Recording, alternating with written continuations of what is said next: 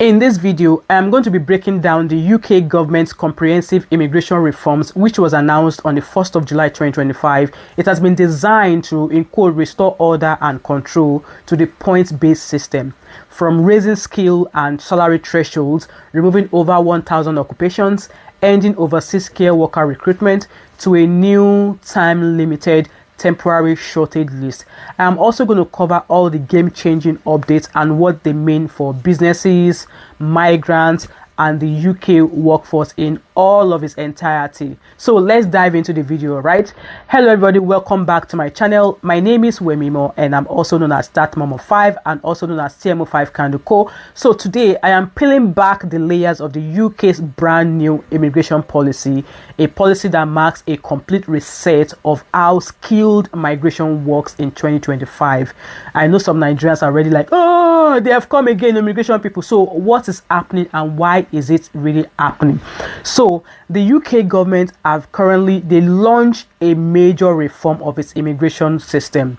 They say too many low-paid workers are now entering the country. They are now putting pressure on housing, healthcare, and wages. The goal of the UK government is to, one, bring migration under control because there's a lot of people coming in, and number two, focus on high skilled workers, identify them and recognize them. Number three, encourage UK employers to train and hire locally, at least hire British people in here. This plan follows a detailed policy document called the Immigration White Paper, and the government is calling it, in quote, a complete reset of how visas should function. So I spoke about those immigration white papers when it was released a few weeks ago. So now, what are actually the main changes? So I'm going to explain it simply as, I'm going to walk you through them, though they are quite big. Yeah, they are the 4 biggest changes, so let's mention them one after the other. So number one, only high skilled jobs allowed until now. Jobs that require A levels or equivalent, like care workers, cooks, drivers, qualified under the skilled worker visa. But from now on, only degree level jobs will be eligible. So which means they are removing over 100 jobs from the visa list. Example, a computer programmer may still qualify, a delivery driver will not. I hope that makes sense to you guys. Number two, higher salary requirements. To be eligible for a visa, the salary threshold has gone up from £38,700 to £41,700. This means that even if your job qualifies, it still has to pay you well enough up to those amounts I mentioned. This is aimed at making sure only higher paid skilled roles are filled through migration. So which means care worker now, if you don't get that kind of job with that salary, you're not coming. So number three, no more overseas care worker visas. Care workers from abroad can no longer apply for new UK visas. So if you're already working in care in the UK, you will still have enough time to switch visas or find other work until July 2028. Good luck to those of you who fall into that. So this is to encourage the UK to invest in training local care staff instead of relying on overseas workers. So they want British-born people to go and be doing the jobs. Number four, temporary shortage list introduced some industries like construction, farming, or hospitality. Still have staff shortages, yes. To help, the UK is actually creating a temporary shortage occupation list. They have started again. That was how they created that care worker visa. That was how they started. But these jobs will not allow you bring your dependents. No family visas. No, I'm afraid. They are meant to be short-term fixes, not paths to permanent residency. Yeah. Anyway, think of this as a stopgap, not a long-term work option. So it's just a quick thing to fix a role, and then they can now move on to see if it's working. They don't need you, they will show you the door. So why are these reforms actually happening? That's the question on everybody's lips. Why? So what the government are saying is that these changes are about reducing overall migration numbers and stopping the overuse of low-skilled work visas. They also want to, one, raise wages for UK workers. That's more or less why the UK British people are not working, because they know say people are coming with cheap labor. Number two, encourage local hiring and training. Number three, they want to fix the imbalance between high and low paid roles. Nurses, we are not getting paid enough. Also, Home Secretary Vet Cooper called it a complete reset of the immigration system, signaling a long-term shift in the way the UK views foreign labor. Yeah, cheap labor. What does this change means for you? So if you are a migrant looking to move to the UK, number one, you will now need a degree level job. I hope that makes sense. Two, you must earn at least £41,700 annually.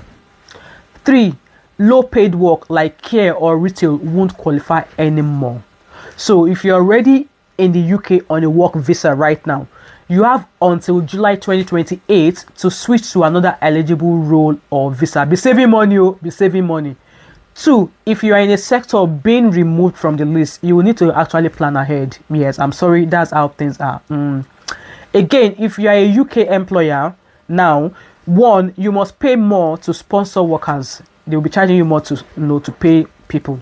Number two, you will need to recruit for higher skill roles, not cheap labor. That is what the UK people, born people, are complaining about. Number three, you may be eligible to use a temporary shortage list, but it comes with limits.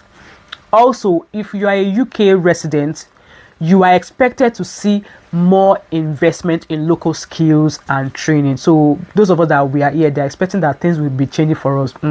So these changes may reduce strain on public services in the long run. Public services like schools, nurseries, hospitals, libraries. The way they are saying that NHS is failing and all of that thing is going to make a huge difference in all of those regards. I hope this information I've shared with you are actually making sense. Like I said, I don't know it all, and maybe I should have dropped a disclaimer in the beginning of this video that these things you can actually read them. I'm going to leave the link to this news in the description box for you so that you can go and read more. It's about 85 pages long, but there's also a short version which is about 25 pages as well. You can read it, and you know what, I still believe that if any of this is affecting you in any way, I would advise that you go seek an advice. Don't just keep quiet and be stressing yourself.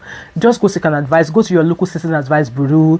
Go speak to an immigration lawyer. Most of them, if you just want to seek advice, they will actually speak to you before they will actually charge you. If you are needing them to carry out further work for you, that is when they will actually charge you.